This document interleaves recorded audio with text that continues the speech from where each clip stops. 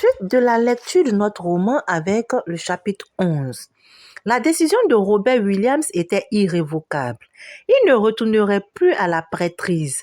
Durant des semaines, ses parents furent envahis de paroissiens, désireux de le retrouver et de le ramener à sa vocation dans une autre paroisse.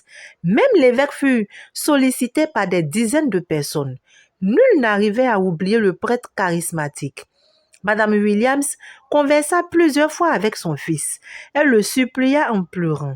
Son enfant refusait de revenir sur sa décision. Bob consentit à rencontrer l'aumônier des prêtres dans son lieu de repli. Leur entretien dura plus de 3 heures. L'aumônier lui donna une semaine de réflexion avant de le rencontrer de nouveau.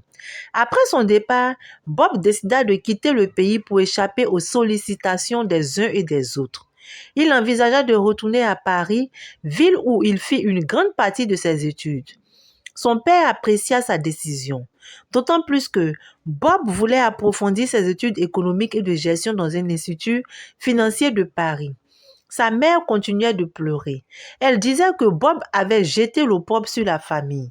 On dirait toujours que son fils n'avait pas été au bout de sa vocation. À la veille de son départ, Bob revint chez ses parents où il passa la nuit. Sa mère le bouda. Il se moqua d'elle. Au contraire, son père était heureux de le voir quitter la prêtrise.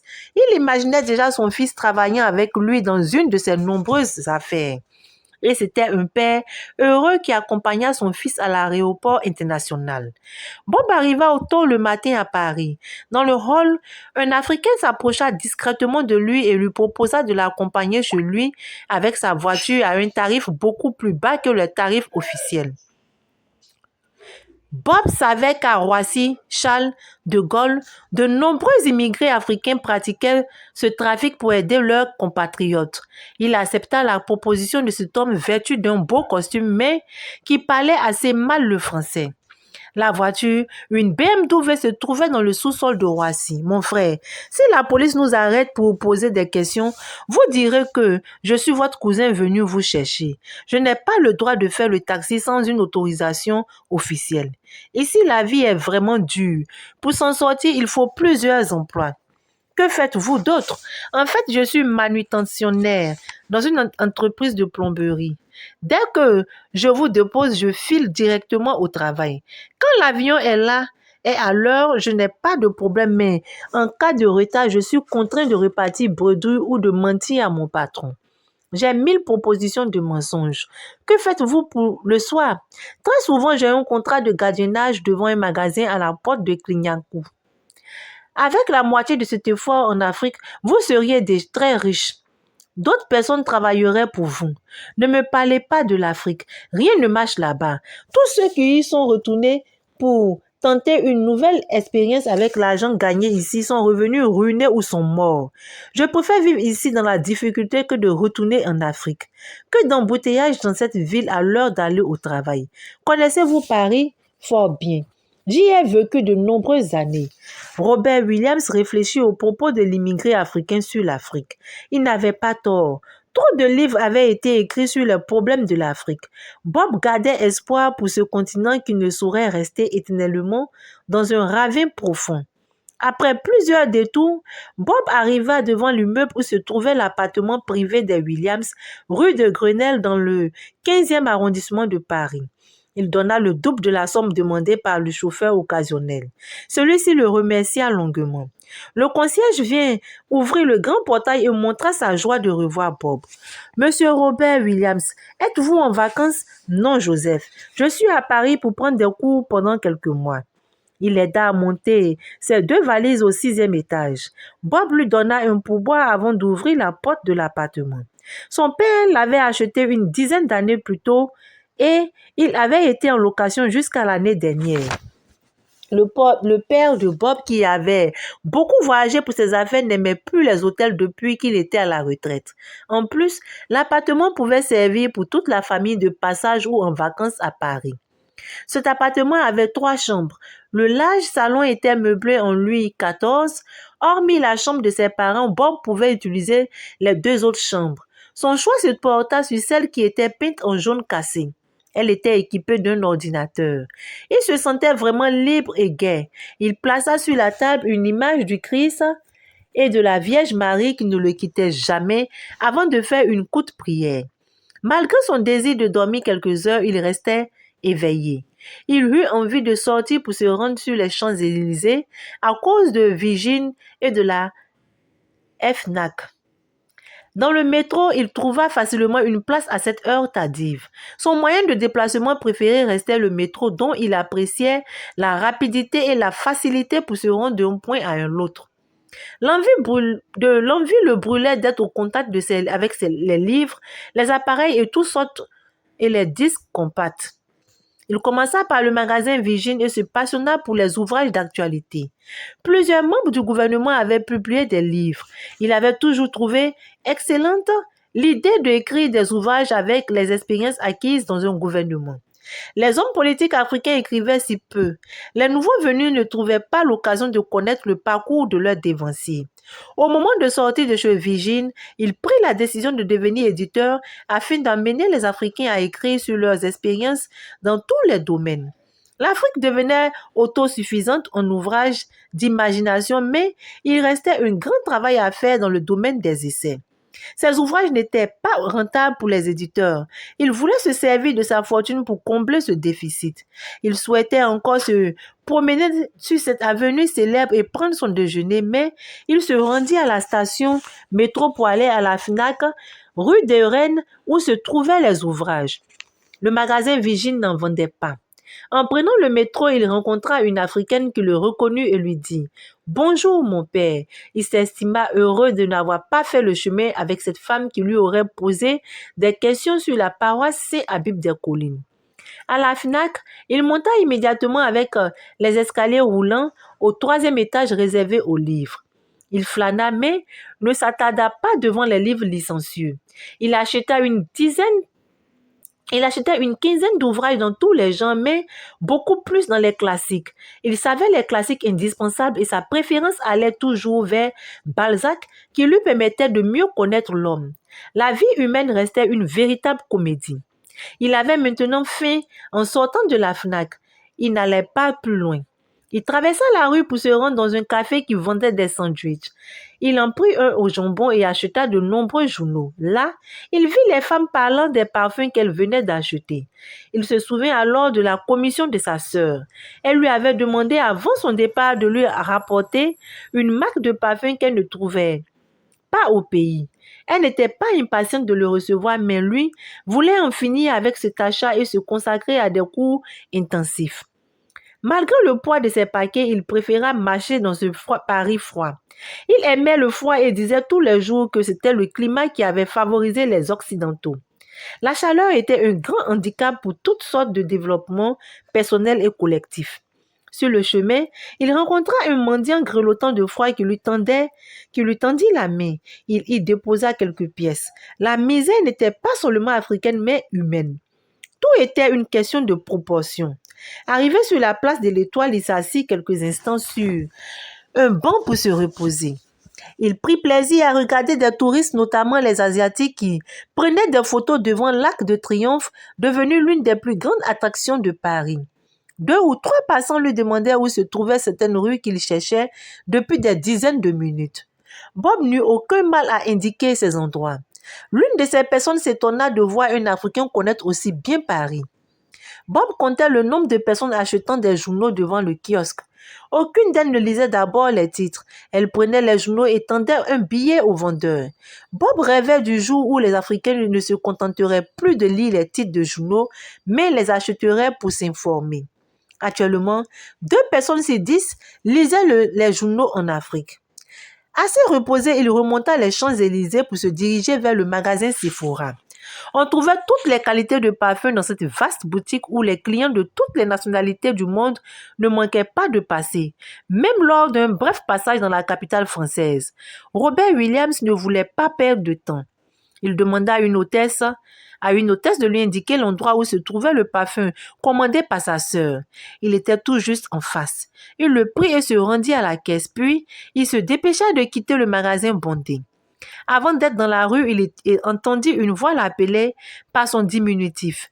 Il se retourna et vit comme un ange de beauté et de charme, Blandine Govias. C'est bien moi, monsieur l'abbé Bob. Quelle surprise de vous rencontrer à Paris.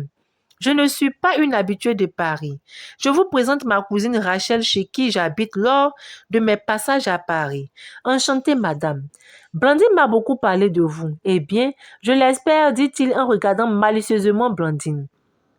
En bien, je l'espère, dit-il en regardant malicieusement Blandine. J'ai parlé de vous en de bons termes. Ce matin même, Rachel voulait absolument vous rencontrer lors de son prochain séjour au pays. Blandine, le monde est vraiment petit, ne restons pas là sur la chaussée. Je vous invite dans un café. J'espère que vous avez fini de faire vos achats. Nous avons terminé, affirma Blandine. Ils s'installaient dans un restaurant chinois en libre service. Ils se servirent copieusement. Quand Bob leur apprit qu'il venait d'arriver ce matin du pays, les deux femmes poussèrent des cris de surprise. Après un si long voyage, elles devaient dormir plus d'une journée pour récupérer avant de sortir. Blandine apprit à Bob qu'elle se trouvait à Paris depuis une semaine et qu'elle s'apprêtait à rentrer dans 3 jours. Elle voulut connaître la raison de la présence de Bob à Paris.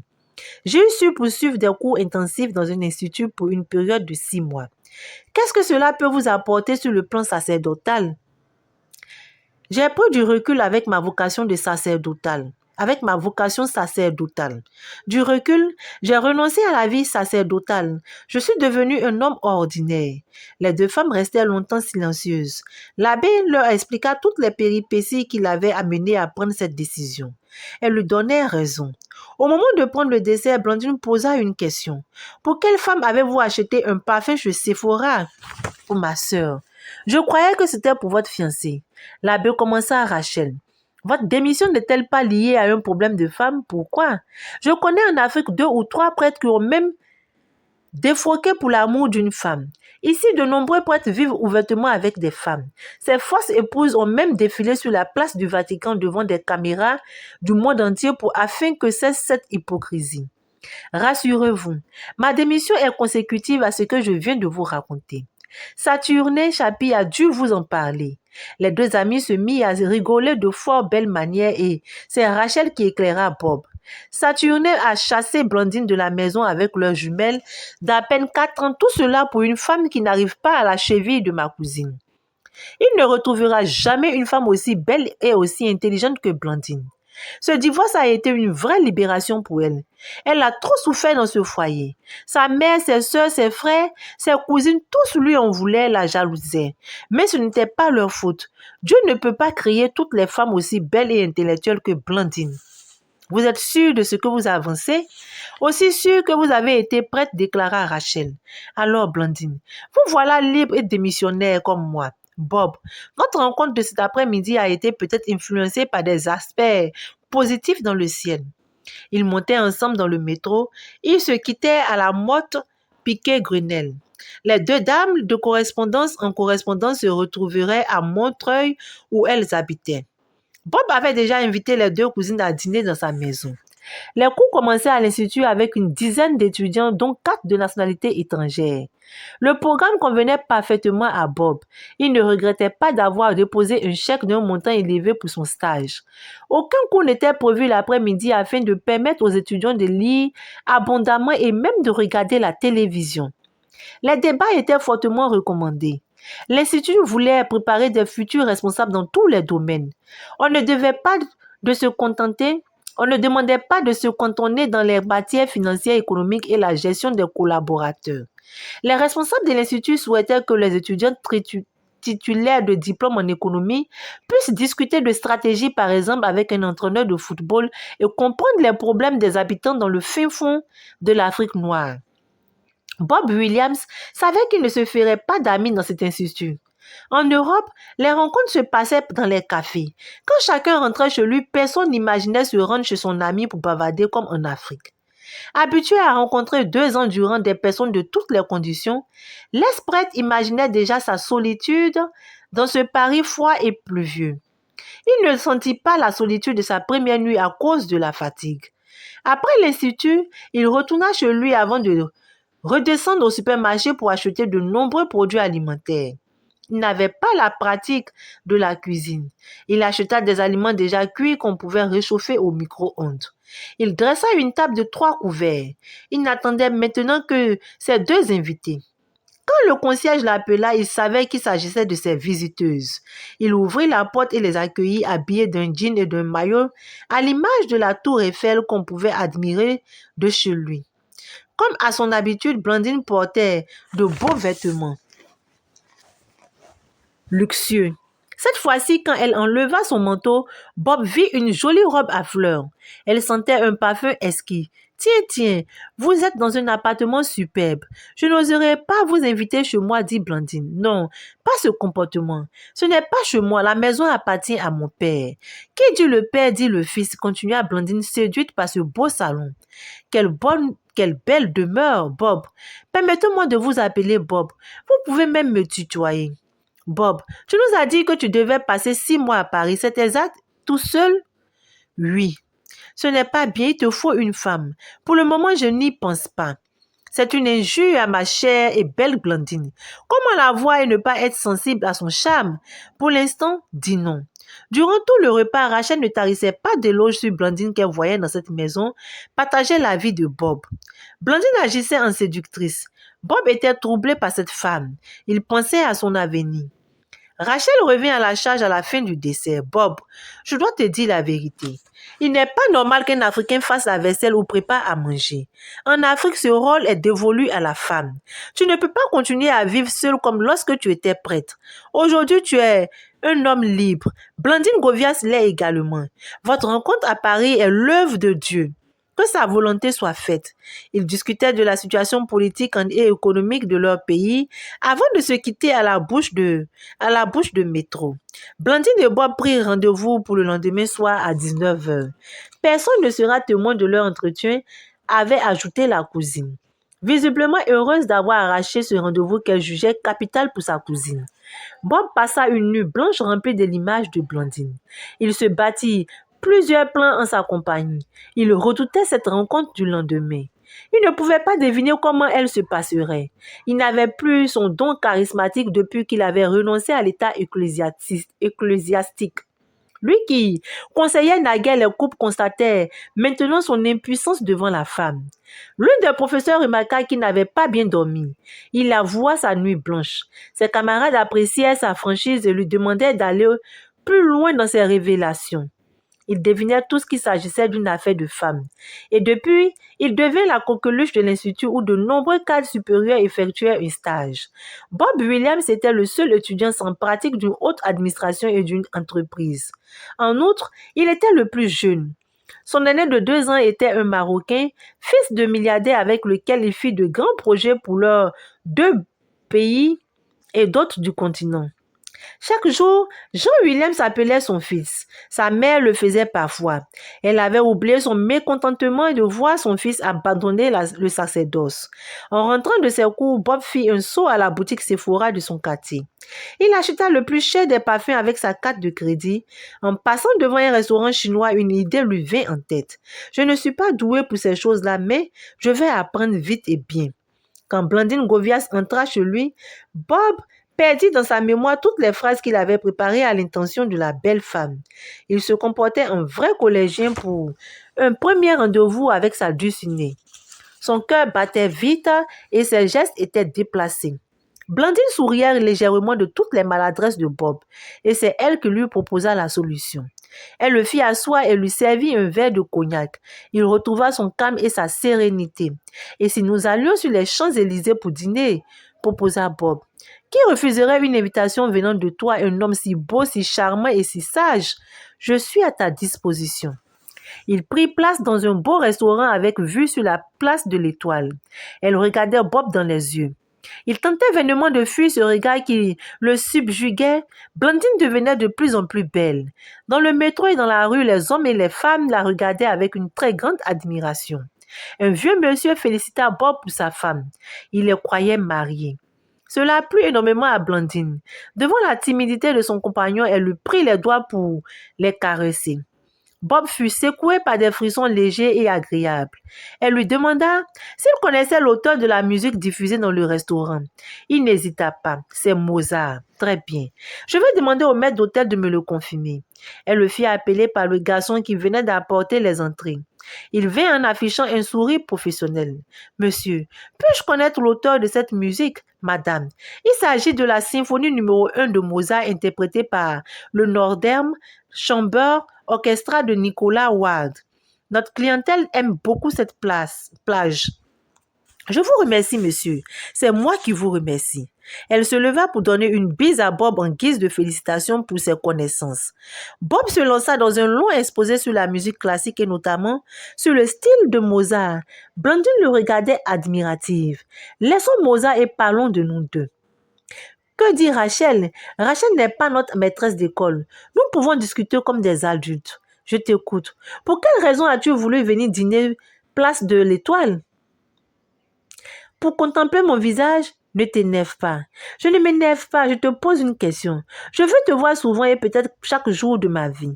Pas mal. Mais ce que je ne comprends pas, c'est le peut-être. Je suis prêt pour le départ. Es-tu certaine de courir à mes côtés? Je le suis. Il restait silencieux comme pour juger, chacun à son niveau de la gravité des phrases qu'il venait de prononcer. Blandine rompit le silence et donna à Bob un baiser. Ainsi, ils devenaient déjà officiellement fiancés. Ils ne touchaient pas au dessert. Bob régla la note avec une carte de crédit. Blandine resta muette d'admiration. Et en sortant, elle osa lui demander s'il avait l'habitude d'utiliser des cartes de crédit. Il lui présenta 3 cartes. Il proposa de lui en donner une dans quelques mois. Vu la longue distance qui nous sépare de Montreuil, je te propose de prendre un taxi. Moi, je prendrai le métro. Rachel, ne m'attends pas ce soir, je ne sais où dormir par cette froide nuit. Tu pourras venir dormir rue de Grenelle. C'est ce que j'attendais de toi. Blandine refusa de dormir dans la chambre que lui proposa Bob. Elle voulait dormir dans le même lit que lui. Il ne se sentait pas disponible pour dormir dans le même lit qu'une femme à laquelle il n'était pas marié et qui n'avait pas encore divorcé officiellement. Robert Williams voulait respecter les règles de bonne conduite. Après plus de 2 heures de discussion, il accepta de la laisser venir dans son lit à condition qu'elle ne le tente pas. Durant toute la nuit, Bob resta inflexible. Le matin, il dira en son fort intérieur avoir gagné une victoire avec très peu d'heures de sommeil. Vaincue, Blandine respecta davantage son futur fiancé. Elle resta 3 jours de plus à Paris. Il fut convenu qu'elle ferait la connaissance des parents de Bob dès son arrivée. Celui-ci avait déjà parlé de Blandine à son père qui appréciait son souhait de se marier. Sa mère, toujours méfiante, aurait voulu qu'il épousât une jeune fille au lieu d'une divorcée et mère de 2 enfants. Tous les deux étaient impatients de voir cette femme qui avait conquis le cœur de leur fils. Ils convinrent qu'elle viendrait tous les 2 mois à Paris jusqu'au retour de Bob. Le futur mari demanda à sa fiancée de reprendre l'enseignement de l'allemand. Elle refusa. « Je ne veux pas perdre mon temps avec des petits voyous dans la classe. Je mérite plus que cela. Que veux-tu donc faire? 3 choses. Mon futur mari. La première, être la fondatrice d'un établissement d'enseignement technique et professionnel. Deuxièmement, avoir un salon d'esthétique de coiffure. Troisièmement, diriger une agence de voyage. Ces 3 domaines suffiront à mon bonheur. Je pourrais t'aider à posséder ces 3 choses, mais que me donneras-tu en retour? Mon amour et des enfants. Extra. Ainsi s'achève notre chapitre 11. Waouh! Je trouve que les choses se précipitent trop pour le l'ex-abbé Bob Williams. En effet, il n'a jamais connu de femme. Et du jour au lendemain, il tombe sur une Blandine, une femme qui ne me dit rien. Mon instinct me dit qu'elle fera son malheur. Et j'en suis convaincue. Parce qu'elle me semble être intéressée plutôt. Elle est émerveillée par sa position sociale et non pas par lui. C'est ce que je constate. Elle est plus sa cousine. Et comme c'est un novice en matière d'amour, il n'a aucune expérience. Lui, il se laisse subjuguer par sa beauté. Alors que la beauté n'est pas seulement extérieure, mais elle aussi intérieure. Et cela me fait vraiment de la peine pour lui, car il aurait pu attendre, faire fi de lui-même et ne pas tomber dans ce piège grossier. Car je sais qu'il va le regretter. Il aurait pu tomber sur une femme naïve comme lui, une femme qui n'a pas encore connu le mariage. Mais là, il tombe sur une femme intéressée, une femme divorcée, une femme que je suis sûre va lui faire voir de toutes les couleurs. Déjà, elle ne veut même pas travailler. Elle veut 3 choses. Elle demande des choses vraiment hors de prix. Car elle sait qu'il a les moyens qu'il peut le faire pour elle. Et vous, que pensez-vous de l'attitude de Blandine? Croyez-vous que lorsqu'elle se mariait avec le prince, l'ex-prêtre Bob Williams, est-ce que ce mariage la tiendra? J'attends vos avis les uns et des autres. Sur ce, je vous dis à bientôt. Bye!